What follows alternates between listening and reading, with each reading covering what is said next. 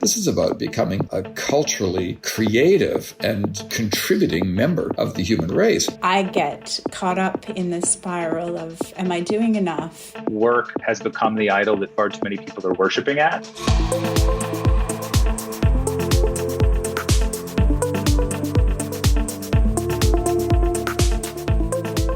Welcome to Life and Faith from CPX. I'm Simon Smart. I'm Natasha Moore. And I'm Justine Toe. And today is our first Seen and Heard episode of 2023. I always love these. Yay, me too. This is our chance to have a water cooler conversation about the books we've been reading, the shows we've been streaming, the movies we've been watching. There is not a real water cooler. No, there's not. And also I work from South Australia these days, so we're not usually even in the same office, but we are today. Yes, it's very good.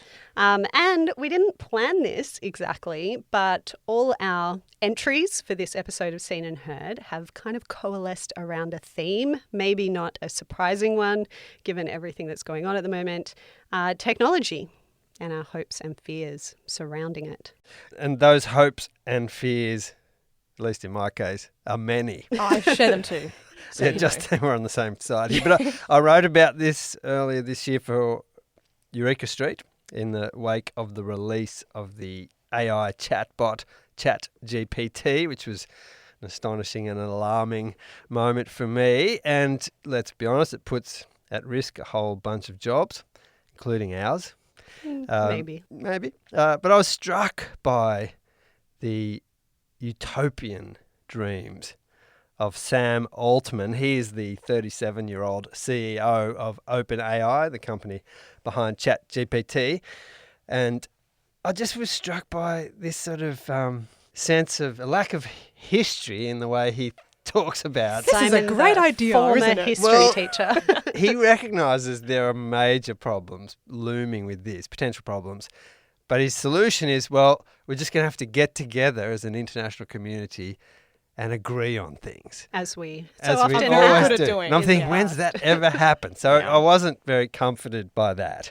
But look, maybe that's getting ahead of ourselves. Look, I reckon every other week someone is saying that this is a bad idea. Was it only a couple of weeks ago when Geoffrey Hinton, the so-called AI godfather, Geoffrey Hinton, recently resigning from Google, saying we're playing with fire because what's coming? Mass unemployment, disinformation, reality collapse, even like rogue state actors. We don't want this stuff falling into the hands of the wrong kind of people. So he's saying, and I feel like, do we really want to open Pandora's box? Because how does that turn out is all I can say. No, that's how I feel. And the developers themselves are the people telling us this. That's what worries me the most. Well, did you hear Ezra Klein say that he's the New York Times columnist. He speaks to a lot of people in this space. He keeps asking the same question of them. He says, what chance do you think this has of ending humanity? People say between 10 and 30%. And he's like, you're still working on it? So maybe I'm the hopeless optimist in the team here. Yes, you are. But in this I case. just am a bit dubious about this. There was a really interesting article, we've all been reading about this, right, in The Atlantic just recently, which was like the apocalypse that you think is coming through AI. It's not like you think. It's going to be way more boring than that. Like what we're actually talking about is more of what we see already in terms of you being kind of a slave to your inbox and, life being a bit degraded. It talked about, what we've got coming is a tsunami of forgettable mass-produced content and that this will kind of, it's supposed to free us up because it's so efficient. But instead, it actually just means we're meant to be more productive. We're going to be more stressed. It turns us into kind of middle managers, which is terrible. No, that's my point. Even if it's not as cataclysmic as Justine and I fear. Yes, it's still this isn't good dehumanizing. That I think is resistible. And this is the thing we want to talk about. Yes. Yeah. Okay, so let's get stuck into the conversation. Firstly, Natasha, you've been watching something on binge, evidently, called Mrs. Davis. Is it okay if I proxy? Sorry, she'll speak to me through here, and then I'll just repeat whatever she says. Not she. It. It is a machine. She wants to talk. Talk Talk to you. If I say no, it's just going to send someone else, isn't it? Probably. Mrs. Davis is all-knowing and all-powerful. She not only knows you're coming for her, but she wants you to. Are you all out of your minds? Hey, Mom. Natasha, I've only seen the first episode and I saw a review which dropped the phrase plot tornado. Is the show as nuts as it sounds? Yeah. Oh my goodness. Yes. Totally accurate. It is completely bonkers. I will try to explain it, but I'm not even sure I know how, either without spoilers, but also because it sounds insane. And I don't know how they pull it off, but they do. So here goes. There's this nun, Simone. She's great.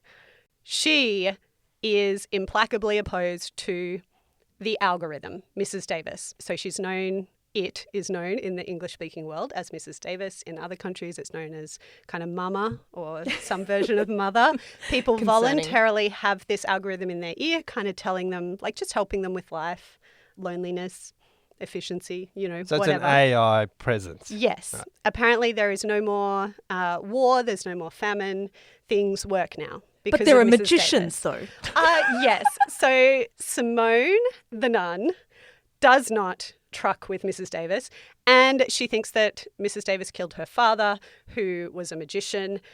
Simone is also kind of this vigilante who goes around on this horse and exposing charlatan magicians. It's complicated. Oh. There's a faith theme here. There's a magic theme, and there's technology and our faith in the magic of technology.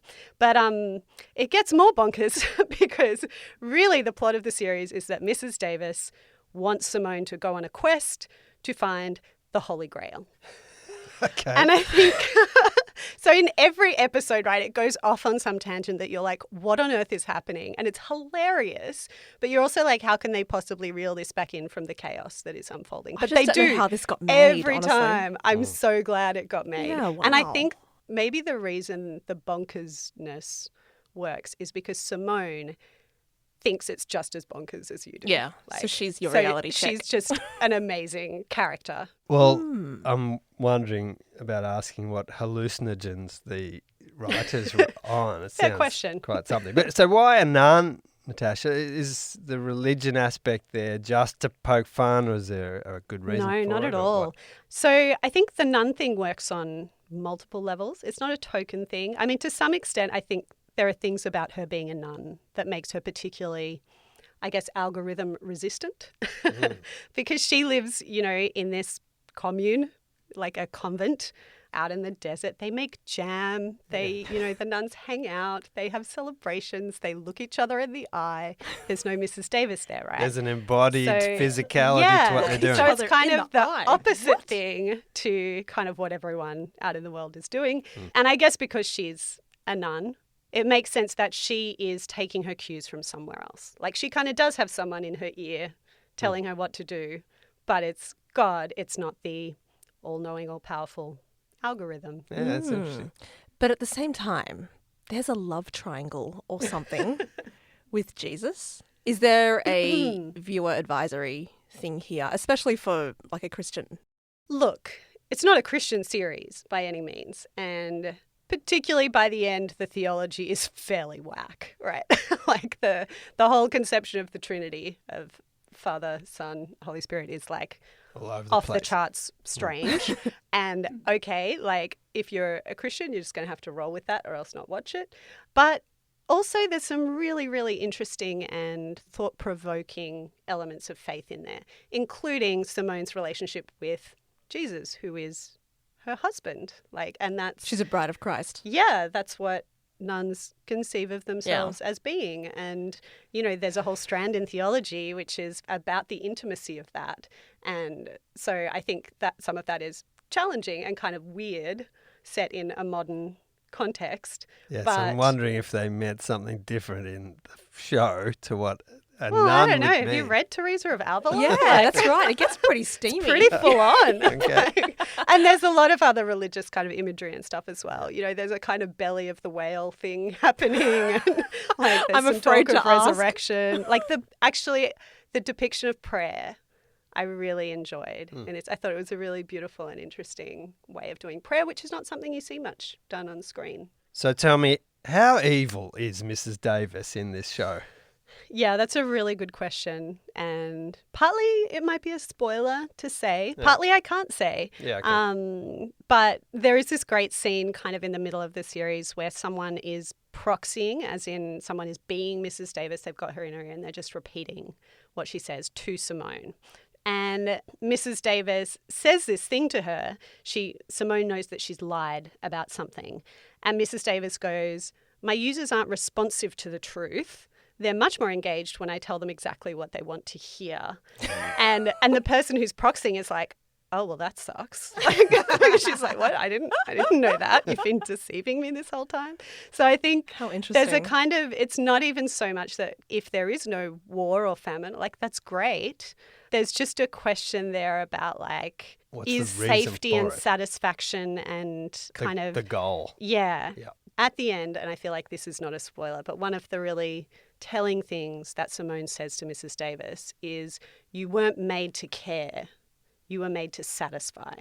Because she's an right. app, right? So she does just tell people what they want to hear because she's just meant to keep them happy. Yeah. She doesn't have any deeper care for them. So I feel like at the end of the day with Mrs. Davis, what it left me with is this sense of actually it would be better if the world were a better organized and more efficient place, but that won't actually get to the heart of what's wrong with us. Like there aren't actually any shortcuts to building a good life.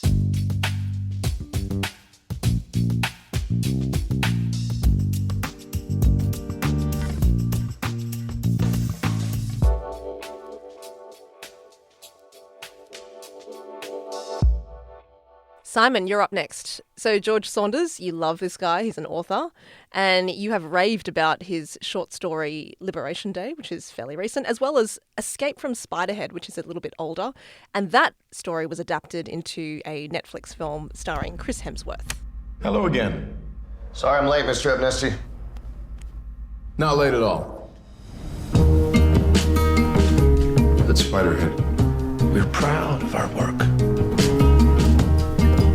Your presence in this facility, while technically a punishment, is a privilege. Where have you been? Drug study? In science, we have to explore the unknown. They've been testing me up and down. A lot weirder stuff than usual. This is new frontier stuff here. Let's do this. Our work will save lives. Not just one life, many lives. We're making the world a better place.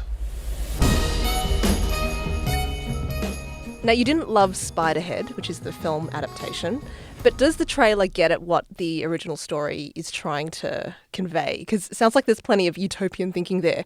We're going to make the world a better place.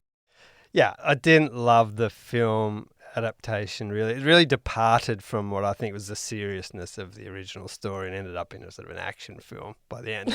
But Everybody loves an action film. Well, me too. I like them. But in this case, I thought it was unnecessary. But the premise is the same and the setup's the same. So, yes, that part I kind of appreciated.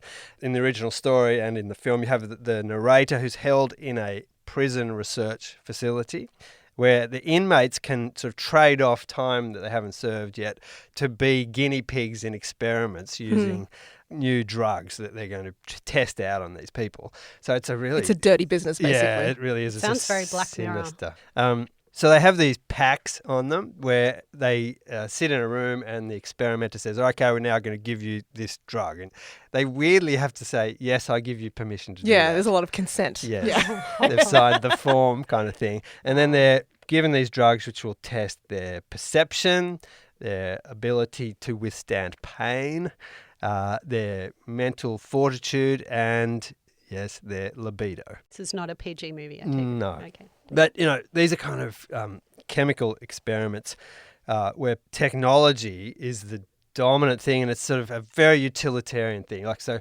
here's these poor prisoners that are going to be experimented on, but don't worry, it's all for the betterment of humankind later. So heaps of people will be served by this eventually, but that's forgetting the kind of immediate. It's all about the greater good. That logic. Mm-hmm. Yes.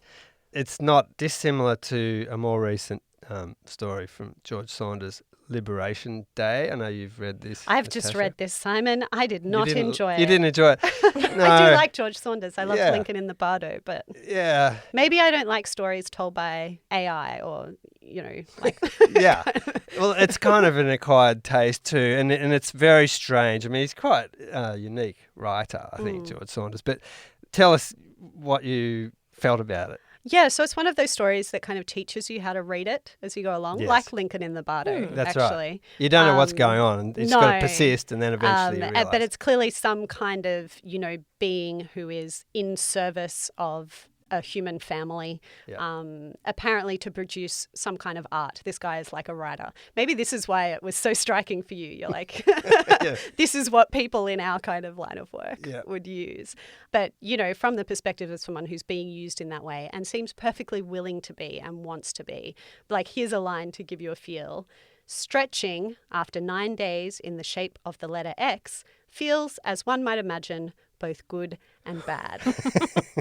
One of the things I love about this too, and Spiderhead's the same thing, you have this sort of setup, but it always goes badly. Like Saunders has this, it's kind of comical, but there's a very serious side to it. That's true in Liberation Day. Well, it sounds grotesque, really. Yes, it's like a real warping. It's gross. I think I just found it really icky. It is that. And you're meant to, but I didn't enjoy reading it. I can understand it. You wouldn't necessarily enjoy it, but you can.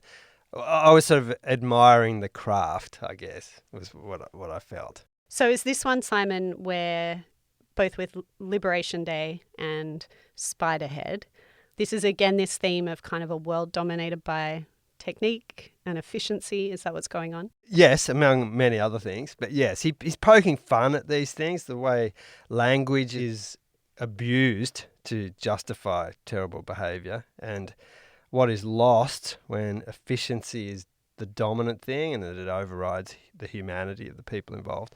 So Saunders is, in lots of his stories, critiquing American life, the rampant capitalism, a utilitarian ethic, treating people as a means to an end and this sort of stuff. So you have in Spiderhead the guy dishing out the experiments, whose name is Amnesty.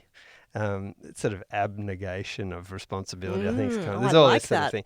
And he's forever kind of justifying his behaviour and talking about how nice he is to the people they're experimenting on. He remembers their birthdays, he shares stuff about his own life, and he's always saying to me, do you think I like this? It's hard for me too, but, gosh, it's going to be good when we, sort all this out. Wow. So he's sort of showing the way that the humanity of the people being experimented on is really degraded, but so too for the people administering these experiments. Do you know, it's so strange you should say this, because just half an hour ago, one of our colleagues got an email from her rental agent saying they were going to raise the rent $100 after having already raised it $40 like in the last 6 months or something. Yeah. And the agent ends this terrible email with this very bright, have a nice day. Yeah. So it's like this dehumanizing system. I'm a nice person, as in the agent, but, sucks for you. Yeah, too bad. That's exactly what this is about, and the way language is used and abused, actually. Oh, in that way. To kind of hide terrible things. Oh, my gosh. So George Saunders has been called by someone the most moral writer around today, in a positive way, not as an accusation. He's a Buddhist himself, like he has a faith commitment. Does that kind of come through here? Well, I think there's a lot of religious themes in George Saunders' writing. He is a Buddhist these days. He has had a very strong Catholic background as well that he talks about a lot. You've read Lincoln in the Bardo. You will have seen those sort of themes in that book and lots of others as well. So yes, and I think he's a bit of a prophet. He's warning us about modern life and the things that are good for us and the things that the traps that we're falling into. It's interesting that Chris Hemsworth, who played the key character in... As in the bad guy? The Spiderhead, yes. Yeah. He picks up on this. One of the things he did to prepare for the role was to study tech entrepreneurs, politicians and dictators. Dictators. Who could amass huge followings by convincing people that what they were doing was for the betterment of humankind. And he said that's what he did to prepare for the role. I wonder if he told them that's what he was And I'm glad he didn't study religious leaders as well. Well, he may have. I don't know. But there was a quote from him that I read in one of the reviews, which I thought picked up on some of this, where he said, it's this idea of, are we or should we be left to our own devices? do we need an outside influence to intervene and save us from ourselves? Amnesty, he believes it's him. He's going to play God and save millions of lives, which is often the argument from many individuals who end up doing great harm.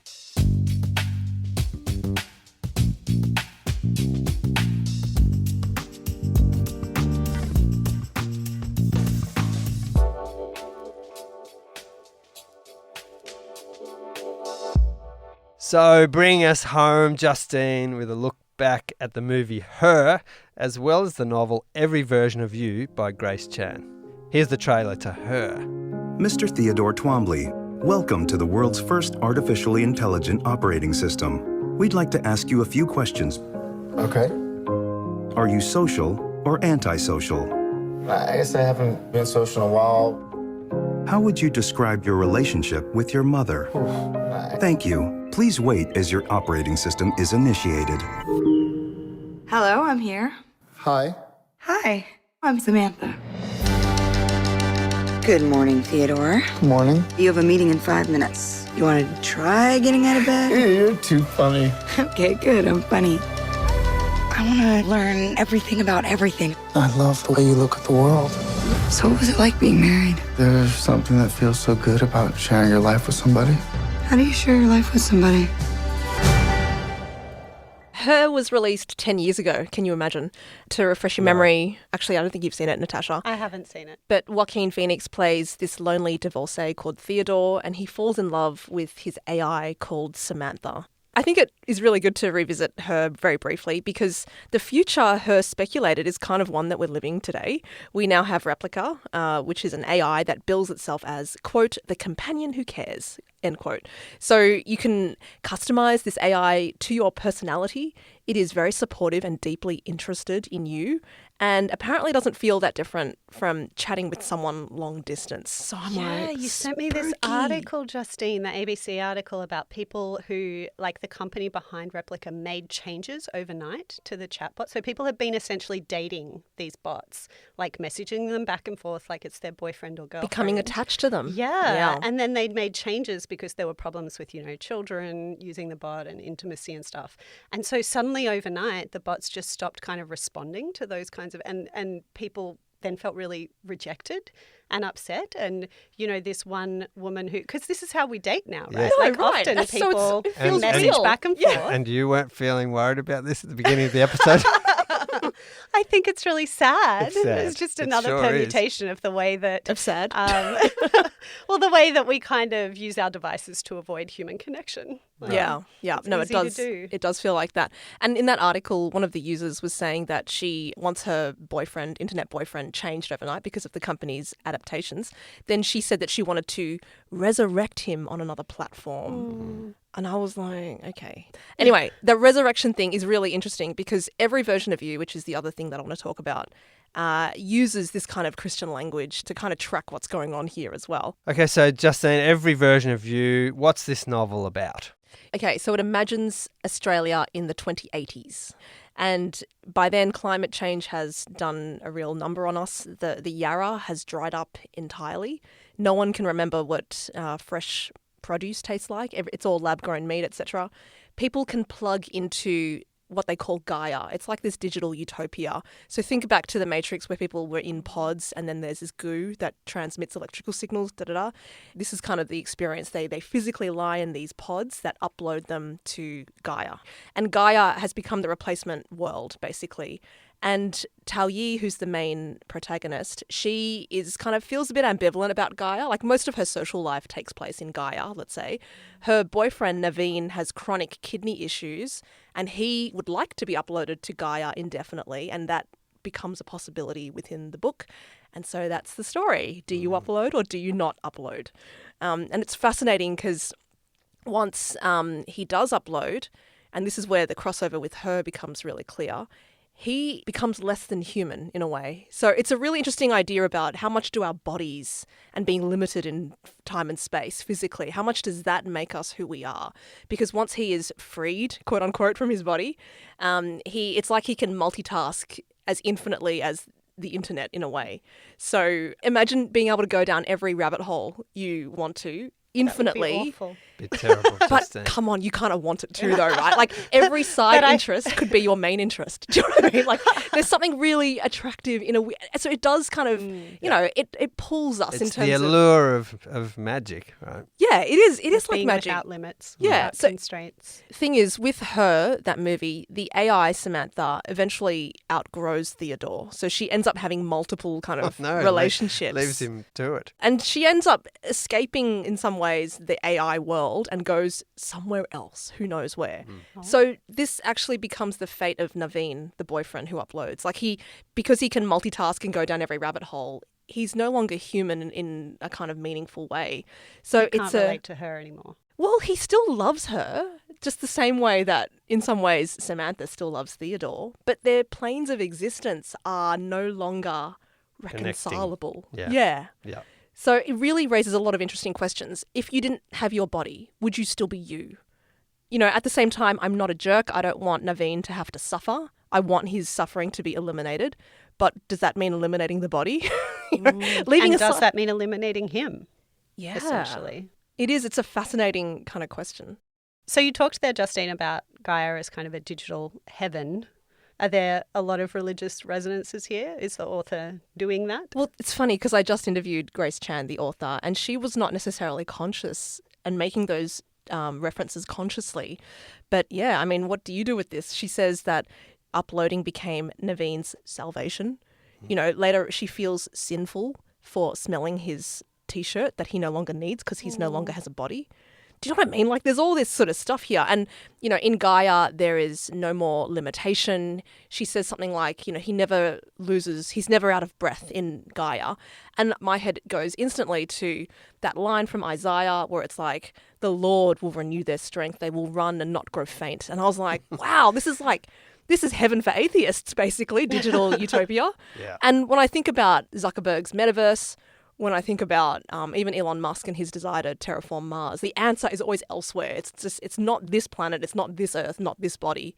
We have to overcome our limitations. That's both a very ancient as well as contemporary dream. Well, yeah, I guess people would call this Gnosticism, right? Like the secret knowledge will liberate you from the material, which is That's like right. fallen It's and all broken. about the immaterial sort of spiritual. Yeah, that's right. So Justine, does the novel come down firmly on one side or the other to upload or not upload? Well, I don't want to give anything away, but I will say that as more and more people upload, Earth falls into further ruin, and it's already in a banged up state by the 2080s, right? So she writes this line, funding extra Gaia infrastructure isn't a priority for an intra-Gaia government. I think that feels really real, right? Like as soon as there's another option, why would we invest in the one that we have? So I think the Elon Musk wanting to terraform Mars kind of feels like that a little bit. And in some ways, it reminds me again of the strangeness of the Christian story, because if we think our salvation lies in escaping the earth, you know, what do you do with a God who, in the incarnation, becomes flesh, like is born into this material life? And, you know, as the story goes on, the resurrection, when he rises back from the dead, it's not to a ghostly kind of existence. It's a physical one, right? So, and that kind of, I guess, is the foretaste of a renewed world. So it's not about you don't have to escape this world. No. You can actually stay here, and it will be renewed. It's the reverse of what's being depicted here, where you're sort of escaping off into some ether. Look, I do remember at the end of the Richard Johnson lecture that we had with Andy Crouch, there was a question about what it means to live well now. And Andy said so beautifully that living a truly human life meant living like a humble, ordinary, everyday kind of life. And that was the most transcendent and godlike thing to do. So here he is to take us out from the episode. It is very tempting when you read Taylor and other people who are trying to articulate what it's like to actually believe in the transcendent in a secular age, in a secular imaginary, to think that our job then is to be the agents of transcendence. We've got to reintroduce kind of that eternal dimension to life. And I would just observe that if you are Christian, you are indebted, to say the least, to a story that is strangely different from that, in which rather than somehow the infinity being disclosed into a human story, the infinite becomes a very finite person who both contemporary accounts and the prophetic kind of anticipation indicate was not anyone we would even notice. He had no form that we should desire him, no comeliness that we should be attracted to him. And this is why I think it's a mistake to think, oh, it's my job to go out and be really transcendent with people. It's actually my job to go out and be very humbly human in the world. Because that's the pattern that I as a Christian am bound to follow in Jesus. And part of why we have to really take that on board is that the other way leads to grandiosity. You're never going to do great things, but you can do small things with great love, right? That's St. Teresa of Calcutta. And that's a very, very humbling idea. But it is the thing that dethrones magic. It takes a huge amount of faith to think the only thing that I need to do if I do follow the Christian faith is be my small self, and that somehow through that clay jar, eternity is going to shine. But that's actually the only safe way to live in a world that's still pursuing magic.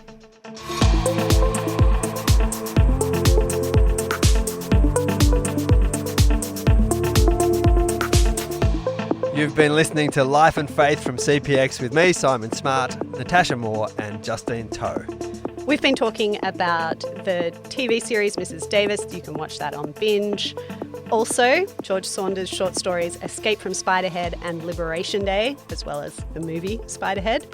And finally, Every Version of You by Grace Chan, with a sideline there for the 10-year anniversary of the movie Her. Yeah, I think we overstuffed the episode. But anyway, We've talked about many things. I had a lot of fun.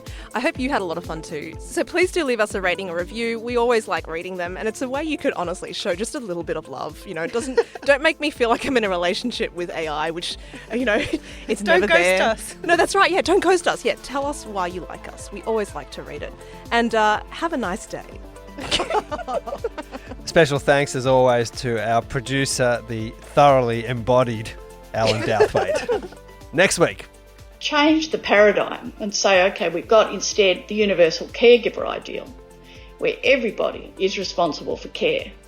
And actually you turn up in a workplace and there's this bright young spark of a male and he's got this sparkling CV, but the interviewing panel looks at him and says, there is no evidence here that you have ever done any care work. Where is the evidence of community work, of parental leave, elder care? A good fit for our organisation is someone with a strong ethic of care.